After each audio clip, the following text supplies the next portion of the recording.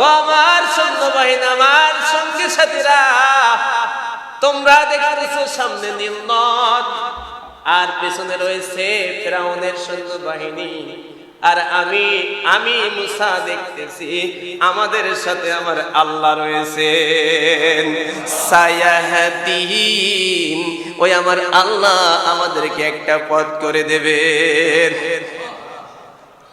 فأوحينا إلى موسى أن اضرب بعصاك البحر।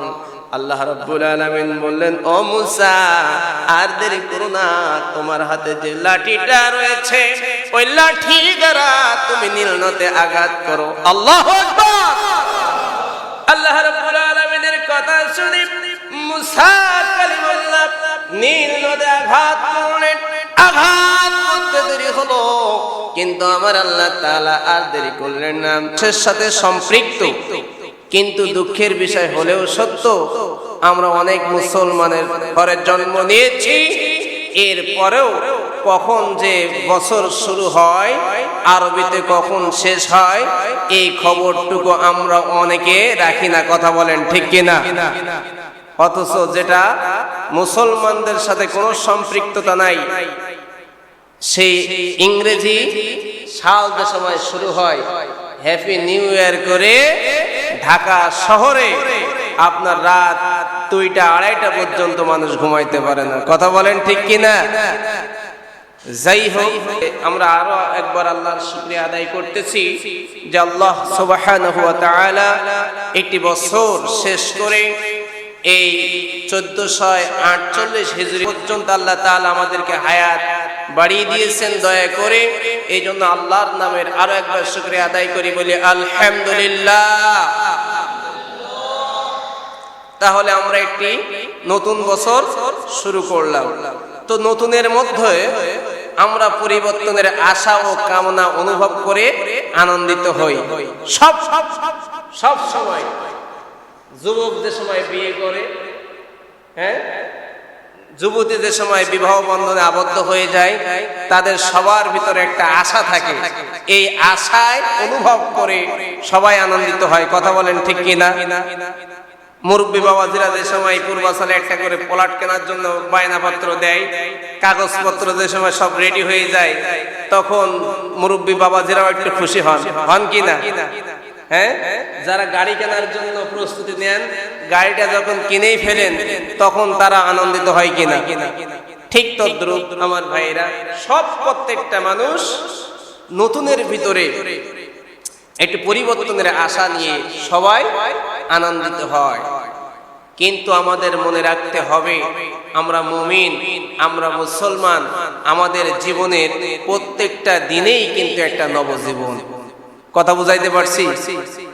আমাদের জীবনের প্রত্যেকটা দিনেই হচ্ছে একটা নবজীবন, নতুন জীবন। এই কথা বলতেছেন কে? আল্লাহ সুবহানাহু ওয়া তাআলা বলেন, হুয়াল্লাযী ইয়াতাওয়াফাকুম বিল-লাইলি ওয়া ইয়া'লামু মা জারাহতুম বিন-নাহার।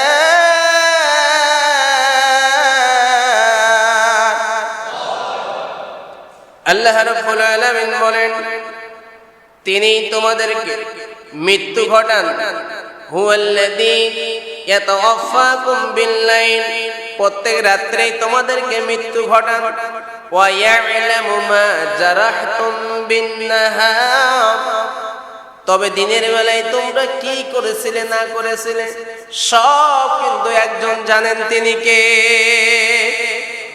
আরো জোরে বলুন, তিনি কে? আল্লাহ সব কিছু জানেন। এরপরে আল্লাহ বলতেছেন, সুম্মা ইয়াব'আথুকুম ফীহি লিয়াকদা আজালুম মুসাম্মা। আল্লাহ তাআলা বলতেছেন, এরপরেও আমি তোমাদেরকে আবার ওই ঘুম থেকে উত্তোলন করি। কিসের জন্য? লিয়াকদা আজালুম মুসাম্মা, কারণ তোমাদের প্রত্যেককে একটা নির্দিষ্ট পরিমাণ সময় দেওয়া রয়েছে। ওই সময়টা পূর্ণ করার জন্য আমি আল্লাহ সুবহানাহু ওয়া তাআলা ওই ঘুম থেকে তোমাদেরকে উত্তোলন করি, তা না হলে এই ঘুমটাই হয়ে যাইতো তোমাদের জীবনের শেষ। কথা বলেন ঠিক কিনা? হাদিসের ভাষায় বলা হয়েছে এটা হলো ছোট মৃত্যু। আমরা যে সময় ঘুমায়ে পড়ি, ঘুমানোর পরে দুনিয়ায় কি হচ্ছে না হচ্ছে, আমরা যতক্ষণ ঘুমায়ে থাকি আমরা কি কোনো খোঁজ রাখি? মৃত্যু যেদিন হয়ে যাবে ঠিক এরকম একটা সময় চলে আসবে, দুনিয়ায় কি হচ্ছে সেদিন আর মানুষ কেউ খোঁজ রাখবে না। আল্লাহ রাব্বুল আলামিন বলেন, সুম্মা ইলাইহি মারজিউকুম। আল্লাহ তাআলা বলতেছেন এরপরে তোমাদের সবাইকে আমি আল্লাহর কাছে প্রত্যাবর্তন করতে হবে, আর আমি আল্লাহ সুবহানাহু ওয়া তাআলা সেদিন সব তোমাদেরকে জানিয়ে দেব। তোমরা কি করছো না করছো সব তোমাদেরকে জানিয়ে দেব। আল্লাহ রাব্বুল আলামিন হাসরের ময়দানে বলবেন, ইকরা কিতাবাকা কাফা বিনাফসিকাল ইয়াওমা আলাইকা হাসিবা। আজকে তুমি পড়ো তোমার আমলনামা। সারা জীবনের যে সমস্ত কর্মকাণ্ড আমরা করেছি এর একটা খাতা, আমলনামা আল্লাহ সুবহানাহু ওয়া তাআলা আমাদের হাতে ধরে দিয়ে বলবেন, তুমি আজকে তোমার আমলনামা পড়ো, আর আজকে তুমিই যথেষ্ট বিচার করার জন্য। তুমি জান্নাতি হবে নাকি জাহান্নামী হবে এটা নতুন করে আর উকিল ব্যারিস্টারের প্রয়োজন নাই, তুমি নিজেই আজকে বিচার করবা। আল্লাহু আকবার বলেন। আল্লাহ তাআলা বলবেন, ইকরা কিতাবাকা কাফা বিনাফসিকা ইয়াওমা আলাইকা হাসিবা। ইউ রিড ইওর বুক, তুমি পড়ো, ইউ আর এনাফ, তুমি যথেষ্ট বিচার করার জন্য, তুমি যথেষ্ট। কি করছো না করছো সব সেদিন দেখানো হবে। আল্লাহ সুবহানাহু ওয়া তাআলা যদি বলে, বান্দারে রাত দিয়েছিলাম ঘুমানোর জন্য, এরপর রাত শেষে দিনের শুরুতেই আমি বিধান করে দিয়েছিলাম তোমার দিনটা শুরু করো আমি আল্লাহর কুদরতি পায়ে সিজদা দিয়ে ফজরের নামাজ দিয়ে, কিন্তু তুমি কত রাত গেছে ফজরের নামাজ পড়ো নাই, রাত জেগে ঘুমাইছো, ফজরের নামাজ না পড়ে অনেক বিলম্ব করে উঠছো, এরপরও আমি আল্লাহ কিছু বলি নাই। সেই তুমি তোমার রাতের ঘুমের ডিস্টার্ব হয়, এই জন্য রাতের ঘুম পরিপূর্ণ হয় না, এই জন্য তুমি ফজরের নামাজ পড়তে পারো না। অথচ রাত 3:30 4টার সময় উঠে ওই যে ফিফা ফুটবল খেলার দেখার জন্য টিভির পর্দার সামনে তুমি বসে থাকো। তুমি একদিক দিয়ে খেলা দেখেছো, আর একদিক দিয়ে মুয়াজ্জিন সাহেব মুয়াজ্জিনের মাধ্যমে আমি আল্লাহ ডাক দিয়েছিলাম, হাইয়া আলাস সালাত, নামাজের জন্য আসো, হাইয়া আলাল ফালাহ, এটাই হলো কল্যাণ, এই কল্যাণের জন্য আসো। তুমি আযান শুনেছো কিন্তু মসজিদে যাই না, মসজিদে যাও নাই। এখন ইকরা কিতাবাকা, তুমি পড়ো, তুমি বলো আজকে তুমি জান্নাতে যাবে নাকি জাহান্নামে যাবে। কি বলবো সেদিন আমরা? আমি হাজার চেষ্টা করেও আমি আপনাদেরকে এই সমস্ত খেলাধুলা থেকে বিরত রাখতে পারবো না। তো আমি শুধু আপনাদের বিবেকের কাছে প্রশ্ন রাখলাম, আপনারা খেলা দেখেন কিন্তু অতিরঞ্জিত করবেন না। আল্লাহর বিধানকে যে সময় ফজরের আজান হয় আর আপনি টিভির পর্দার সামনে বসে ওই ফুটবল খেলা দেখেন, তখন শুধুমাত্র আপনি ফুটবল খেলা দেখেন না, ফজরের নামাজ কাজা করে ফুটবল দেখা মানে ফুটবল খেলা দেখার অর্থই হলো আপনি ফজরের জামাতকে বৃদ্ধাঙ্গুল দেখাইছেন। কথা বলেন ঠিক কিনা?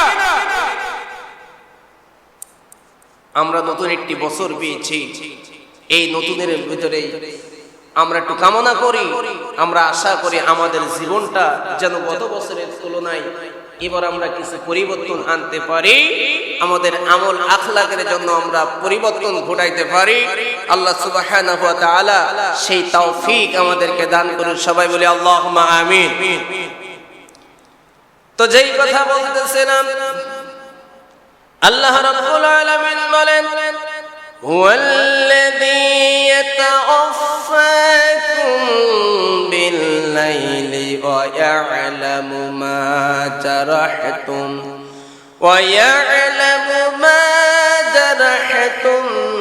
বিন-নাহারি সুম্মা ইয়াব'আসুকুম ফীহি লিইয়ুকদা আজালুন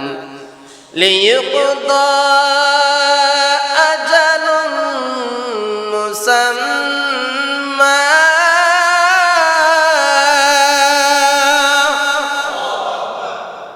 আল্লাহ রাব্বুল আলামিন বলেন, ও বান্দারা, তোমাদেরকে আমি আল্লাহ রাব্বুল আলামিন রাত্রিকালে তোমাদেরকে মৃত্যু ঘটাই, এরপরে দিনের বেলায় তোমরা কি করছিলা না করছিলাম সব কিছু আমি আল্লাহ সুবহানাহু ওয়া তাআলা জানি। তোমাদের আমলের যদি হিসাব করতাম তাহলে ওই ঘুম থেকে আমি আল্লাহ তোমাদেরকে আর উঠাইতাম না, ওই ঘুমটাই তোমাদের জীবনের চূড়ান্ত ঘুম হয়ে যেত। লিয়াকদা আজালুম মুসাম্মা। এরপরও আমি আল্লাহ রাব্বুল আলামিন তোমাদেরকে এই জন্য ঘুম থেকে উঠাই, আমি আল্লাহ রাব্বুল আলামিন তোমাদের জন্য একটা নির্দিষ্ট সময় আমি দিয়ে দিয়েছি। ওই সময়টা যেন আমি আল্লাহ রাব্বুল আলামিন পূর্ণ করতে পারি, তোমাদের পূর্ণ হয় জীবনের, এই জন্য ওই ঘুম থেকে আমি আল্লাহ আবার উঠাই। লিকুল্লি উম্মাতিন আজাল ইযা জাআ আজালুহুম ফালা ইস্তাখিরুনা সাআতাও ওয়ালা ইস্তাকদিমুন।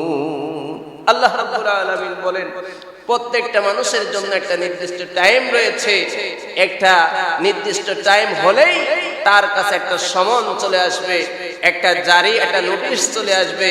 আর এই নোটিশ যে সময় চলে আসবে, ফালা ইস্তাখিরুনা সাআতাও ওয়ালা ইস্তাকদিমুন, ওই সমন আসলে পরে এক মুহূর্ত সময় আর দেওয়া হবে না। আমার ভাইরা, আল্লাহ সুবহানাহু ওয়া তাআলা আমাদের এই ঘুমটাকে বললেন মৃত্যু।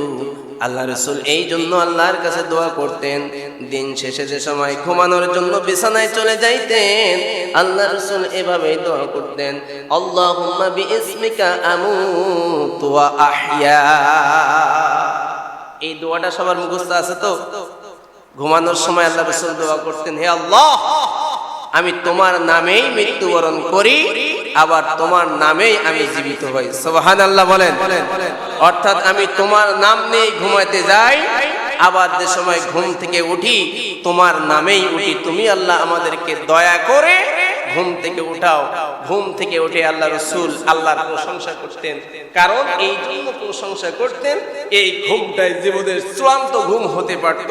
এরপরও আল্লাহ সুবহানাহু ওয়া তাআলা যে দয়া করে আবার ঘুম থেকে উঠাইছেন, এই জন্য আল্লাহ রাসূল ঘুম থেকে উঠেই প্রথম শব্দ বলতেন আলহামদুলিল্লাহ। কি বলতেন? আলহামদুলিল্লাহিল্লাযী আহইয়ানা বা'দামা আমাতানা ওয়া ইলাইহিন নুশুর। আল্লাহু আকবার। আল্লাহর প্রশংসা করতেন এই জন্য যে, হে আল্লাহ, আলহামদুলিল্লাহিল্লাযী আহইয়ানা বা'দামা আমাতানা, আমার মৃত্যুর পরে তুমি আমাকে আবার আমার হায়াতটা দান করেছো। সুবহানাল্লাহ বলেন। ওয়া ইলাইহিন নুশুর। তবে চূড়ান্ত সিদ্ধান্ত হলো, একদিন যতই ঘুম থেকে উঠি না কেন, একদিন আল্লাহ তোমার কাছে আমাদেরকে যাইতে হবে, আর আমরা ফিরতে পারবো না। এই যে হায়াত আমরা পাই, আল্লাহ সুবহানাহু ওয়া তাআলা আমাদেরকে দান করেন, এই হায়াতটা পাওয়াও একটা সৌভাগ্যের বিষয়। আবার অনেক ব্যক্তির হায়াত পাইবে, এটাই হলো তার জন্য অকল্যাণ। কারণ আল্লাহ রাসূল সাল্লাল্লাহু আলাইহি ওয়াসাল্লাম বলেছেন, খায়রুন নাসি মান তালা উমরুহু ওয়া হাসুনা আমালুহু, ওই ব্যক্তি উত্তম যার হায়াতটা দীর্ঘ হয়েছে এবং সাথে সাথে তার আমলটা সুন্দর হয়েছে। সুবহানাল্লাহ বলেন। ওয়া শাররুন নাসি মান তালা উমরুহু ওয়া সাআ আমালুহু, আবার ওই ব্যক্তি কপাল পোড়া যার হায়াতটা লম্বা পেয়েছে কিন্তু আমল সুন্দর করতে পারে নাই। এই জন্য আল্লাহর কাছে দোয়া করতে হবে, আল্লাহ হায়াতে তয়্যিবা দান করো, মানে পবিত্র জীবন দান করো, পবিত্র দীর্ঘ জীবন দান করো। ওই জীবন পেয়ে তো লাভ নাই যেই জীবন আমরা অতিবাহিত করি গরু ছাগল পশুর ভিতরে আর আমাদের ভিতরে যদি পার্থক্য না থাকে, তাহলে ওই প্রকার ওই ধরনের হায়াত লম্বা হয়ে কোনো লাভ আছে? এই জন্য আল্লাহ তাআলার নিয়ামত যে আল্লাহ সুবহানাহু ওয়া তাআলা আমাদেরকে এই 1448 হিজরিতে আল্লাহ তাআলা দয়া করে মায়া করে আমাদের হায়াতটা লম্বা করে দিয়েছেন। এই জন্য আরো আল্লাহর নামে শুকরিয়া আদায় করি। সবাই চিৎকার দিয়ে বলে আলহামদুলিল্লাহ, আরো জোরে বলে আলহামদুলিল্লাহ।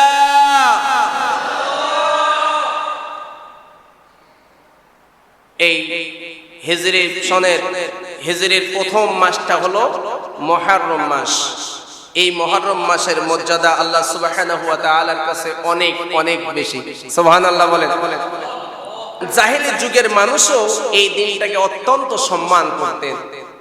জাহিলি যুগের মানুষেরা এই মুহররম মাস আসলেই এই 10 তারিখেই কাবার গিলাফ পরিবর্তন করতেন। সুবহানাল্লাহ বলেন। এই দিনটা তারা এত বেশি সম্মান করতেন, এত বেশি সম্মান করতেন। আল্লাহ রাসূল সাল্লাল্লাহু আলাইহি ওয়াসাল্লাম যখন মক্কায় ছিলেন, আল্লাহ রাসূল কাছে নবুয়ত আসার পূর্বেও আল্লাহ রাসূল নিজেও এই দিনে রোজা রাখতেন। জাহিলি যুগের মানুষরাও এই মুহররম মাসের 10 তারিখ আসলে তারাও রোজা রাখতেন। শুধু তাই নাই, বর্তমান যে রমজান মাসে রোজা ফরজ, এই রমজান মাসে রোজা ফরজ হওয়ার পূর্বে এই মুসলমানদের জন্য এই আশুরা রোজাটা ফরজ ছিল। সুবহানাল্লাহ বলেন। আল্লাহর হাবিব সাল্লাল্লাহু আলাইহি ওয়াসাল্লাম বলেন, আফদালুস সিয়ামি বাদা শাহরি রমাদান, রমজান মাসের ফরজ রোজার পরে আল্লাহ তাআলার কাছে মর্যাদাপূর্ণ রোজাটা হলো সিয়ামু শাহরুল্লাহিল মুহররম, আল্লাহর মাস এই মুহররম মাসের রোজা। এই মুহররম মাসের 10 তারিখে যদি কোনো ব্যক্তি রোজা রাখে, এর ফজিলত বলতে যে আল্লাহ রাসূল সাল্লাল্লাহু আলাইহি ওয়াসাল্লাম বলেছেন, সিয়ামু ইয়াউমি আশুরা, এই আশুরা রোজার ফজিলতটা হলো, ইন্নী আহতাসিবু আলাল্লাহি আন ইউকাফিরাস সানাতাল্লাতী ক্বাবলাহু, যেই ব্যক্তি এই আশুরা রোজা রাখবে, মুহররম মাসের 10 তারিখের রোজাটা রাখবে, আমি রাসূল আশা করি আমার আল্লাহ তাআলা তার পূর্বের 1 বছরের সগীরা গুনাহ মাফ করে দেবে। 1 বছরের গুনাহ আল্লাহ তাআলা মাফ করে দেবে। আমরা কি পারবো না এই আশুরা রোজাটা রাখতে? আল্লাহ আমাদের তাওফীক দান করুন। সবাই বলুন আল্লাহুম্মা আমিন। হাদিস শরীফে আসছে, عن حفصة رضي الله تعالى عنها قالت, মা হাফসা রাদিয়াল্লাহু তাআলা আনহা বলেন, আরবাউন লাম ইয়াকুন ইয়াদাউন নবী সাল্লাল্লাহু আলাইহি ওয়াসাল্লাম, নাই 4টা আমল আল্লাহ রাসূল কখনো ছাড়েন নাই। কয়টা? আরো জোরে কয়টা? আল্লাহ রাসূল যতদিন জীবিত ছিলেন এই 4টা আমল রাসূল কখনোই ছাড়েন নাই। এর ভিতরে 1 নম্বর হলো সিয়ামু আশুরা, এই আশুরা রোজা আল্লাহ রাসূল কখনো ছাড়েন নাই। সুবহানাল্লাহ বলেন।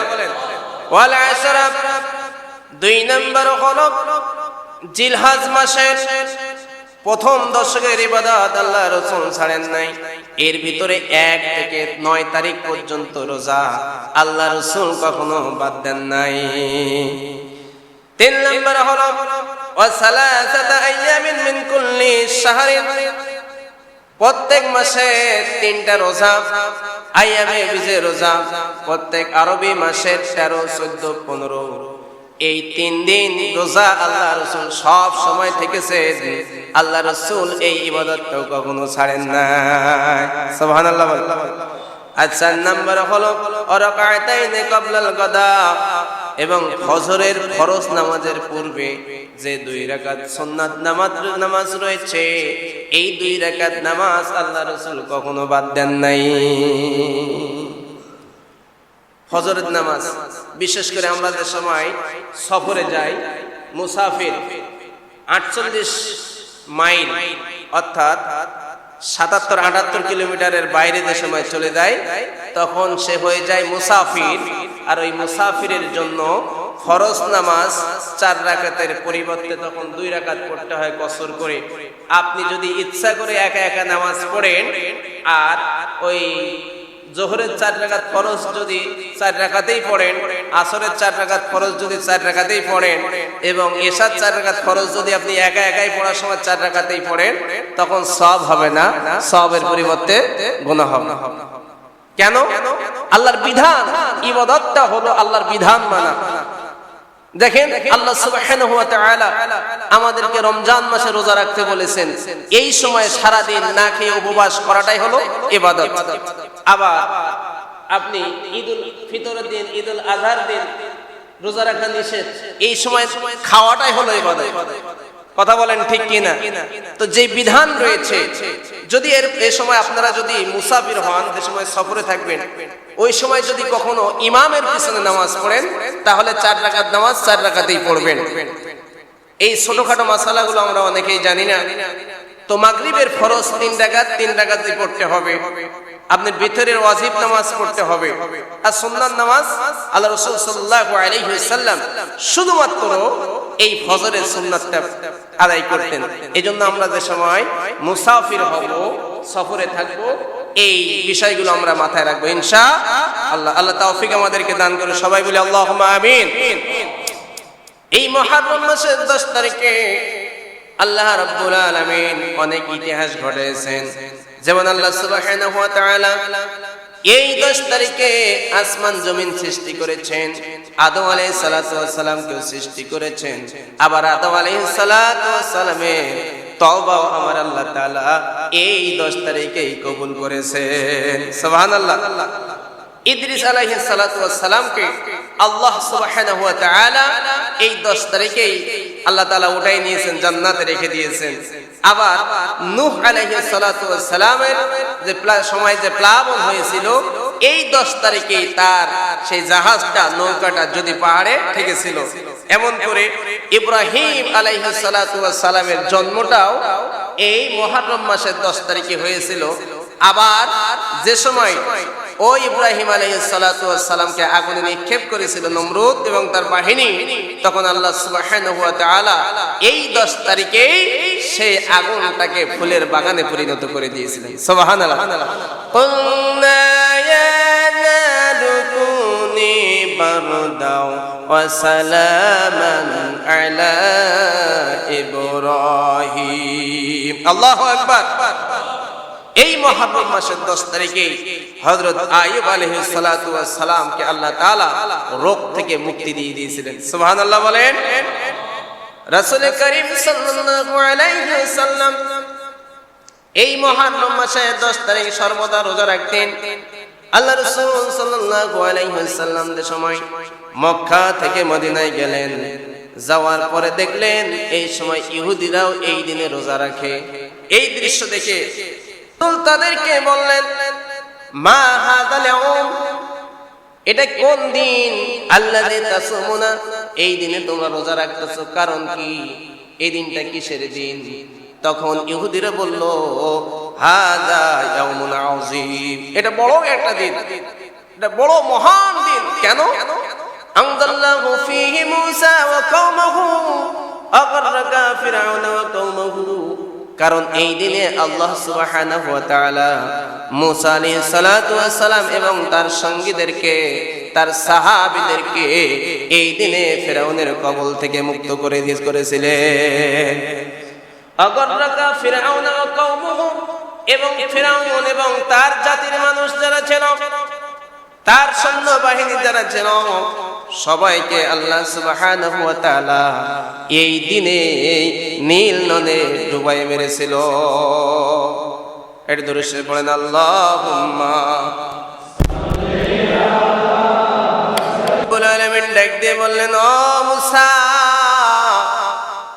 মুসা রে, আনতাসরি বিইবাদি, আমার বান্দাদেরকে খুব সতর্কতার সাথে এই রাতের ভিতরে তুমি এখান থেকে চলে যাও।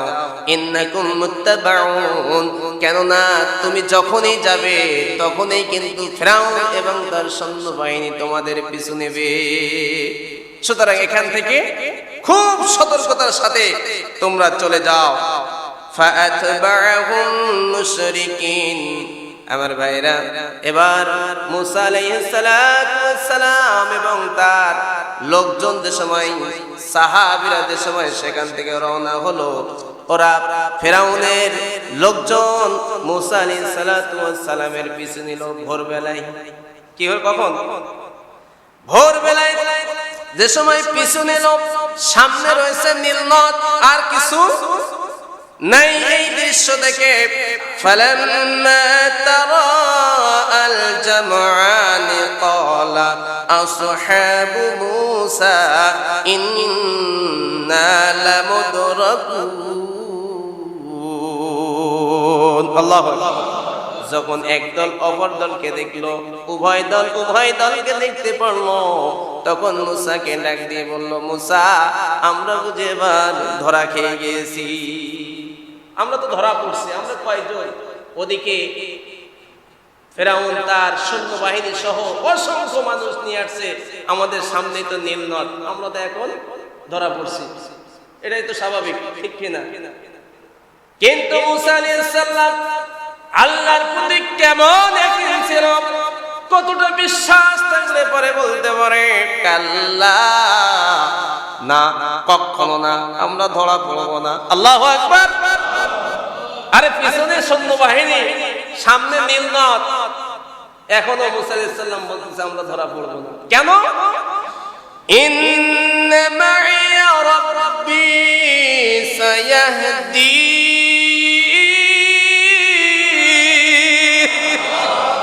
ও আমার সৈন্যবাহিনী, আমার সঙ্গী সাথীরা, তোমরা দেখতেছো সামনে নীলনদ আর পেছনে রয়েছে ফিরাউনের সৈন্যবাহিনী, আর আমি মুসা দেখতেছি আমাদের সাথে আমার আল্লাহ রয়েছে।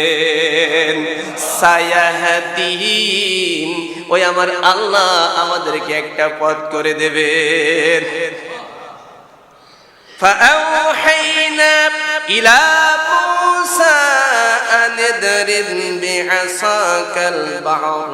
আল্লাহ রাব্বুল আলামিন বললেন, ও মুসা, আর দেরি করো না, তোমার হাতে যে লাঠিটা রয়েছে ওই লাঠি দ্বারা তুমি নীলনদে আঘাত করো। আল্লাহু আকবার।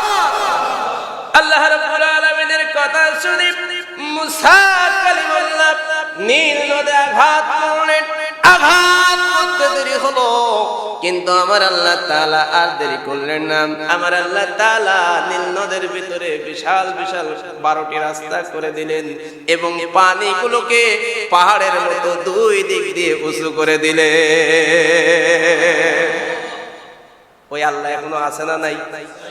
আল্লাহকে ঘুমায়? জোরে বলেন, ঘুমায়? মুসা আলাইহিস সালামের ডাক যদি আমার আল্লাহ শোনে, ইব্রাহিম খলিলুল্লাহর ডাক যদি আমার আল্লাহ শোনে, ওই ইব্রাহিমের সন্তান আমরা, শেষ নবীর উম্মত আমরা, আমাদের ডাক কেন আমার আল্লাহ শোনে না? বান্দা, আল্লাহ তোমায় ডাকতে জানি না, ডাকার মতো ডাকলে আল্লাহ কেমনে শোনে না? কথা বলেন ঠিক কিনা? আমার ভাইয়েরা, যেই কথা বলতেছিলাম, আল্লাহ নবী ডাক দিয়ে বললেন, এই দিনে তোমরা কেন রোজা রাখো? কেন রোজা রাখো? ইহুদিরা বলল, হাদা ইয়াউমুন আযীম, এটা বড় একটা দিন, মহান দিন। কারণ আনজাল্লাহু ফীহি মূসা ওয়া কওমাহু, এই দিনে আল্লাহ সুবহানাহু ওয়া তাআলা মূসা এবং তার সাথীদেরকে ফিরআউনের কবল থেকে রক্ষা করেছিল। আগাররাকা ফিরআউনা ওয়া কওমাহু, এবং ফিরআউন এবং তার সৈন্য বাহিনী সহ সবাইকে নীল নদে ডুবে মেরেছিল। এই জন্য ফাসামাহু মূসা শুকরান, মূসা আলাইহিস সালাতু ওয়াস সালাম আল্লাহর সন্তুষ্টি অর্জন করার জন্য এই দিনে রোজা রেখেছিল। আমরাও এই জন্য তাকে অনুসরণ করে রোজা রাখি। সুবহানাল্লাহ।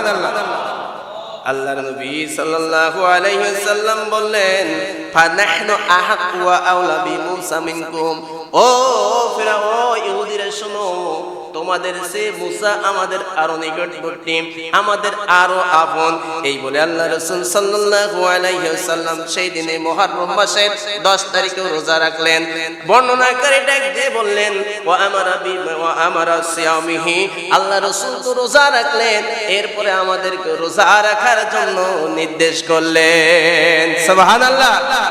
কেন এই দিনে যদি কোনো ব্যক্তি রোজা রাখে, আল্লাহর হাবিব বলেন, ইন্নী আহতাসিবু আলাল্লাহি আইয়ুকাফিরাস সানাতাল্লাতী ক্বাবলাহুম, আল্লাহর হাবিব বলেন আল্লাহ রাব্বুল আলামিন এই একদিনে রোজার বিনিময়ে তার পূর্বের 1 বছরের গুনাহ maaf করে দেবে। আমার ভাইরা, বাবারা, বন্ধুরা, এইভাবে যে সময় আল্লাহ রাসূল রোজা রাখা শুরু করলেন, সাহাবীরা ডাক দিয়ে বললেন, ইয়া রাসূলুল্লাহ, আপনি তো বলেছেন খালিফুল মুশরিকিন, তোমরা মুশরিকদের সাথে বিপরীত পন্থা অবলম্বন করো, হয় সেটা বাহ্যিক হোক আর অভ্যন্তরীণ হোক। আপনি রাসূল এটাও তো বলেছেন, মান তাশাব্বাহা বিকওমিন ফাহুয়া মিনহুম, যেই ব্যক্তি কোনো বেজাতির সাদৃশ্যতা অবলম্বন করবে সে সেই জাতির হিসেবে গণ্য করবে।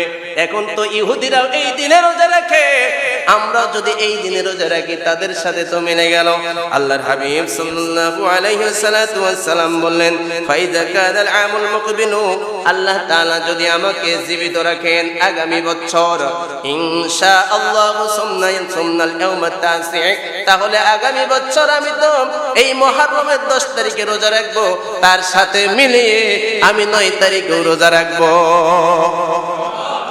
কিন্তু ফালাম ইয়াতিল আমিল মুকবিল হাত্তা তাওফিয়া রাসূলুল্লাহ সাল্লাল্লাহু আলাইহি ওয়াসাল্লাম, কিন্তু দুঃখের বিষয় হলো আগামী বছর আসার আগেই আল্লাহ রাসূল ইন্তেকাল করলেন। এই জন্য মুহাদ্দিসিনে কেরাম বলেছেন, আল্লাহ রাসূল যেহেতু তার আগামী বছর যদি বেঁচে থাকতেন তাহলে এই 10 তারিখের সাথে মিলে 9 তারিখে রোজা রাখার জন্য ইচ্ছা পোষণ করেছিলেন। এখন যদি কোনো ব্যক্তি ওই 10 তারিখের সাথে 9 তারিখটাও রোজা রাখে তাহলে সে পরিপূর্ণ আমার আল্লাহ রাসূলের অনুসরণ করা হলো। সুবহানাল্লাহ। এই জন্য আমরা যারা আশুরা রোজা রাখবো 9 তারিখ এবং 10 তারিখ রাখবো, সেই হিসাবে আজকে 3 তারিখ, আগামী বৃহস্পতিবার হয় 9 তারিখ এবং শুক্রবার হয় 10 তারিখ।